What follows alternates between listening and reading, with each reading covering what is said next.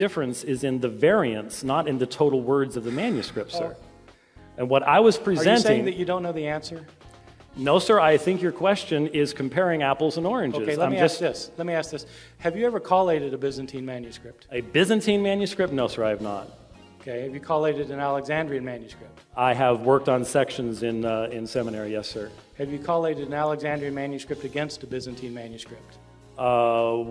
Using the TR, if you would call that, it's not even a Byzantine manuscript. So I've never put B against a medieval minuscule, no. Okay, well, the reason it matters is because you were making a statement about Byzantine and Alexandrian texts. Yes, sir.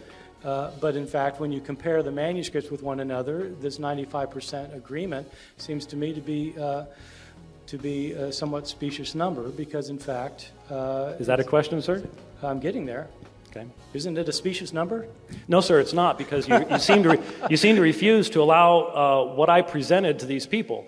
I ask anyone in the audience, go get BibleWorks, load Westcott and Hort, load the majority text, activate the module that compares them, and see for yourself. You're comparing printed Please text. allow for the I answer. said that in my presentation. I okay. even stopped and said, now, these are not manuscripts.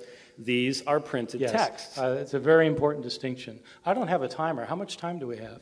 12 minutes. 12 minutes. Oh, very good. Okay, let's see. So, where do we want to go from there? Let's talk about your main point, which seems to be that the original text is preserved somewhere in the manuscript tradition. That we have all these variants, and that in every case, one of the variants is the original text. Is that your understanding? Yes, I believe in the tenacity of the text, that when we have a variant, the reason that we can invest the time in looking into it is that one of the readings that is there is the original reading. I don't believe we need to engage in conjectural emendation, just simply to fill in gaps as we do with most classical works. Okay, and why do you think this? Because that seems to be the conclusion of not only Kurt Ahland, and an extensive discussion of that. I cited it in my opening statement. But that also seems to have been the belief of a large majority of the textual critical scholars down through the ages, from Tischendorf onwards. Moises Silva, Dan Wallace, and others have also enunciated the exact same things. So it's because authorities have told you this? Well, and I also find it to be very consistent with my own study of the textual variations in the New Testament. Okay. Would you agree that Eldon Epp is probably the dean of text criticism in America today? Well, I think Eldon Epp, yourself, and D.C. Parker are probably the biggest names right now. Unfortunately, I would say that the perspective that you are now pursuing, and as you yourself have said for the past 10 or 15 years, you've pretty much given up on working on the original text. That sort of has been done. So Epp in America, and Parker, he's English, and maybe Keith Elliott in England is a big name. Mm-hmm. How about in Germany? Who would be the authorities now living? With the Allens out of the picture. Well, Barbara's still living. I'm sorry? Barbara's still living. Yeah, but I don't think she's publishing, right? She's retired from the institute. So maybe Klaus Wachtel or Gerd Mink or. Yes. Well, I'm sorry, I don't keep up with German textual criticism today. How about in France? I don't know anybody in France, sir. Probably Christian Bernard Amfou. Mm-hmm. These are the biggest names in the field. Mm-hmm. Epp, Parker, Elliott, Alland, Wachtel, Mink, Amfou. So far as I know, none of them agree with you on this particular point about the preservation of the text. Alland doesn't, even though it's in the book. Who wrote that book?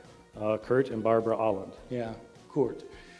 I don't know about Barbara Alland, but what do you think about the movement that Parker is especially driving, which states that, in fact, it no longer makes sense to talk about the original text?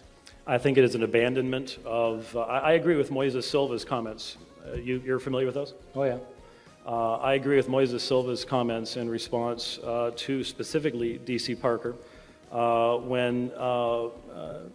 Would you like me to read what he says, or just is that since you know it so well? We got some time to kill. Go ahead. Sure. He says, nor do I find it helpful when David Parker, for example, sanctifies his proposals by a theological appeal to divinely inspired textual diversity, indeed textual confusion and contradiction that is supposed to be of greater spiritual value than apostolic authority. Actually, his primary exhibit that he gives in response to that is your book, Orthodox Corruption of Scripture, where he says you cannot read a page. He says there is hardly a page in that book that does not in fact mention such a text or assume its accessibility, that is, the original. I'm not sure if you've changed your viewpoint since 1993, but Moises Silva certainly would seem to feel that if you now agree with Parker that you have. Yeah, I have changed my view a little bit, but my question is really about Parker. Why is it that David Parker thinks we can't get back to the original text? Well, there are a number of reasons, theological and genealogical. Obviously, I have focused on his theological reason in that he asserts that we have made an artificial distinction between text and tradition, which I certainly would strongly disagree with. But as you yourself have said, as far as the current state of the manuscript tradition is concerned, we're as far back as we can get. I think the term that you used in an SBL article a few years ago was we're just tinkering as far as that is concerned. And so apart from some major find, a Dead Sea Scrolls level New Testament type of find, there seems to be a fair amount of skepticism at being able to get any farther back. Yeah, I agree with that. Can you tell me when I've got like a minute and a half left? Absolutely. Well, let's approach this from a different angle. This business with P75 to B, a lot of people have used this, and let me say, I know you keep saying I don't understand things, but the reality is I understand them. I don't buy them. And so let me ask you about this P75 to B. P75, say it was copied in the year 175, and say B was copied in the year 350, and that 350 is not a copy of P75, but it's very close to P75. That's an argument for showing that there was a consistent line of tradition, at least in that Alexandrian, Proto-Alexandrian line, right? All right. What does that, so the fact that somebody in the middle of the 4th century accurately copies a text, what does that tell you about somebody copying a text in the year 70? A number of things. What I was attempting to explain, and you may consider it bogus and dismiss it, it doesn't change the fact that what I was attempting to present was this issue of multifocality and the multiple lines of transmission. That these two manuscripts are probably closer together than any other two manuscripts from that time period in their readings, and yet they are not in the same specific line of transmission. Oh no, that's incorrect. They're both